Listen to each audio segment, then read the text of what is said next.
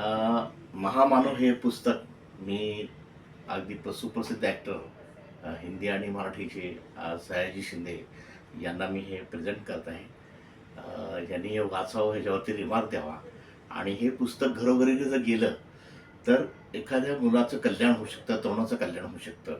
आणि डॉक्टर बाबासाहेबांविषयी समग्र माहिती माझ्या वडिलांनी जवळजवळ 20 ते 21 वर्ष यावरती काम करून हे पुस्तक लिहिलेलं आहे.